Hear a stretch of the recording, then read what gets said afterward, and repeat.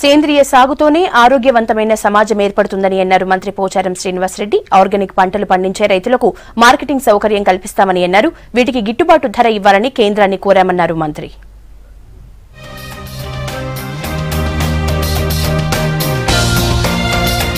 రాష్ట్రంలో సేంద్రియ సాగు విస్తీర్ణం పెంచేందుకు సర్కార్ ప్లాన్ చేస్తోంది. ఆర్గానిక్ పద్ధతుల్లో సాగు చేసే రైతులకు సర్టిఫికెట్స్ ఇవ్వాలని డిసైడ్ అయింది.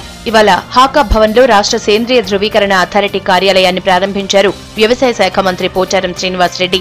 సేంద్రియ సాగుపై రైతుల్లో అవగాహన కల్పించేందుకు తయారు చేసిన ఆడియో సీడీలు, కరపత్రాలు, ఫ్లెక్సీలను మంత్రి ఆవిష్కరించారు.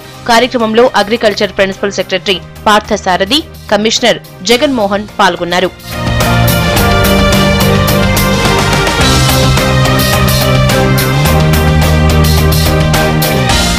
రసాయన ఎరువుల వాడకంలో దేశంలోనే రాష్ట్రం 2వ స్థానంలో ఉందన్నారు మంత్రి పోచారం. ఈ పరిస్థితిని మార్చేందుకు సేంద్రియ వ్యవసాయాన్ని ప్రభుత్వం ప్రోత్సహిస్తోందన్నారు. మార్కెటింగ్ సౌకర్యాన్ని కూడా కల్పిస్తామని అన్నారు.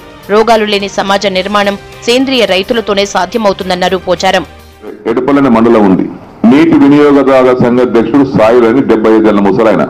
ఆయనకు 70 ఎకరాల పొలం ఉంది. 35 ఎకరాలు చెరుకు పండిస్తాడు, 35 ఎకరాలు ప్యాడి పండిస్తాడు. ఆయన సేంద్రియులు అంటే ఇటు పేడతో పాటు చెరువుల నుంచి మట్టి తోలుతాడు. పొలం ఒక ఫీట్ మంద మట్టి నింపుతాడు.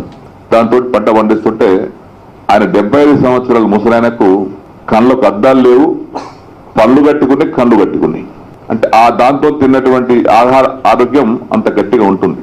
ఈరోజు మరి దేశంలో గ్రీన్ రెవల్యూషన్ అవసరమే చేయాలి. కొన్నేళ్లుగా సేంద్రియ పద్ధతుల్లో సాగు చేస్తున్న రైతులు వారి అనుభవాలను మంత్రి దృష్టికి తీసుకొచ్చారు. రైతులకు సబ్సిడీపై నాణ్యమైన విత్తనాలు అందించాలన్నారు మంత్రి.